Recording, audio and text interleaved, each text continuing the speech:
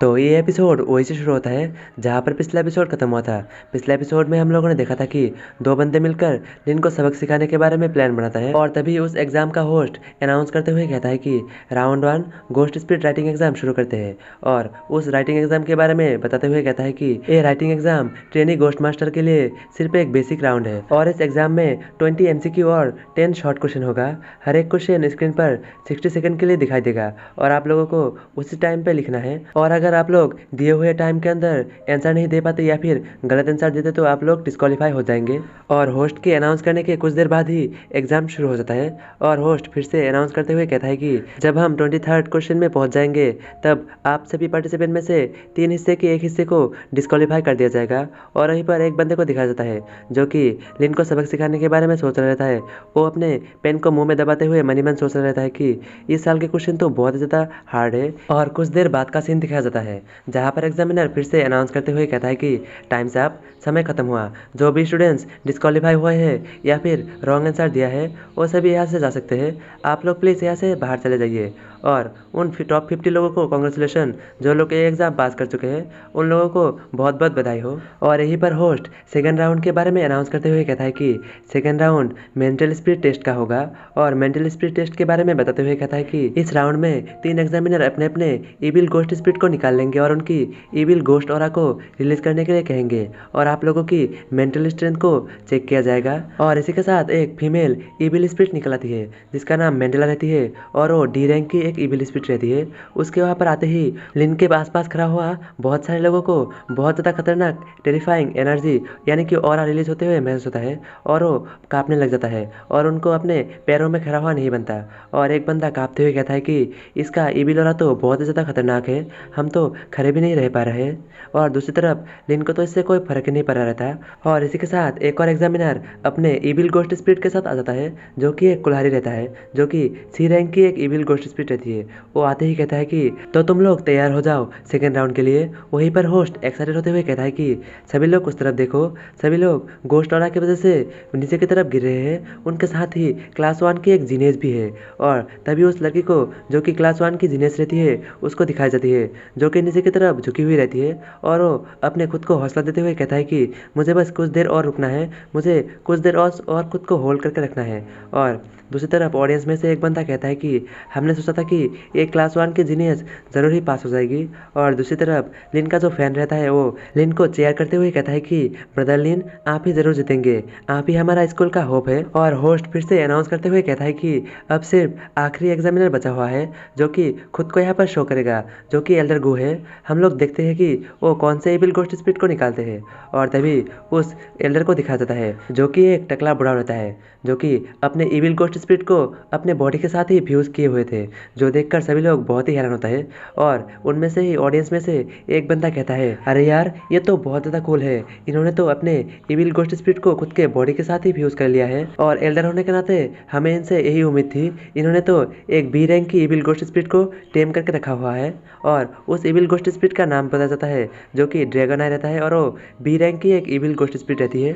और अनाउंसर फिर से अनाउंस करते हुए कहता है कि एल्डर गू के प्रेशर से बहुत सारे लोग नीचे गिर चुके हैं, अब सिर्फ 9 पार्टिसिपेंट्स ही बचे हुए हैं। तो आप लोगों को जिस पल का बहुत ही बेसब्री से इंतजार था वो अब शुरू करते हैं। और रेटिंग डिवाइस को दिखा जाता है। लिन के साथ ही बाकी सारे 9 के 9 पार्टिसिपेंट वहाँ पर खड़े हुए रहते हैं जो कि लाइन में खड़ा हुआ रहता है, जहाँ पर होस्ट फिर से कहता है कि तो ये रेटिंग डिवाइस आप लोगों की गोस्ट स्पिरिट के लेवल और स्ट्रेंथ को एनालाइज करके उसको रैंक देगी। तो सबसे पहले जिस पर्सन को यहाँ पर अपनी रैंक को एनालाइज करने की मौका मिलता है वो उसका नाम है मिन क्वांटू। और वो मोटा उस डिवाइस के पास जाकर अपने गोस्ट स्पिरिट को बाहर निकाल लेता है। बाहर निकालते ही उस डिवाइस के क्रिस्टल में से एक रैंक ऊपर की तरफ शो होता है जो कि एफ रैंक होता है, जो देखकर होस्ट कहता है तुम्हारा तो एफ रैंक है, सॉरी बट तुम फेल हो गए हो, तुम नेक्स्ट टाइम ट्राई करना। और होस्ट सेकंड पार्टिसिपेंट गाव सेंग को बुलाता है जो कि अपने गोस्ट स्पिरिट को निकाल लेता है जिसका रैंक डी आता है। और इसे देखकर होस्ट कहता है कि तुम पास हो गए, ये उतना भी बुरा नहीं है, ये रैंक ठीक ठाक ही है। और आप लोगों को याद होगा कि ये बंदा वही है जो कि इस एपिसोड के पहले लिन को सबक सिखाने के बारे में बात कर रहा रहता था। इसका रैंक डी आता है और ये पास हो जाता है। और इसके बाद होस्ट लिन को बुलाते हुए कहता है कि ये आखिरी स्टूडेंट है जो कि बचा हुआ है, ये वो पहला ऐसा पर्सन है जो कि ट्रेनी होने के बाद भी इतना दूर तक पहुंच चुका है। और साथ ही मैंने लिन फैन के बारे में ये भी सुना है कि इसके पास एक फिजिक्स बॉडी है। होस्ट के लिन को बुलाते ही लिन धीरे धीरे चलते हुए सीढ़ियों से जाकर उस डिवाइस के सामने जाकर खड़ा हो जाता है। वहीं पर दूसरी तरफ एक बंदा खड़ा हो रहता है, जो कि वही बंदा रहता है जिसे डी रैंक मिला हुआ रहता है। वो खुद से ही कहता है, अगर ये पास हो गया ना तो मैं अपने नाक से नूडल्स खाऊंगा। वहीं पर दूसरी तरफ लिन उस डिवाइस के सामने खड़े खड़े मन ही मन सोच रहा रहता है कि मुझे ज़्यादा शो ऑफ नहीं करना, इसीलिए मैं वेडिंग ड्रेस गोस्ट स्पीड को नहीं बुलाऊंगा। और वो बुलाता है टोंग टोंग, और टोंग टोंग को बुलाते ही टोंग टोंग तुरंत ही बाहर आ जाती है, जिसे देखकर होस्ट शाउटिंग करते हुए कहता है कि लिन फैन का गोस्ट स्पिरिट का ऑरा तो कुछ ज़्यादा ही है, हम लोग देखते हैं तो फिर इसका रैंक क्या आता है। होस्ट की बातें सुनकर ऑडियंस में से एक बंदा लिन के लिए प्रे करा रहता है कि उसे सी रैंक मिले।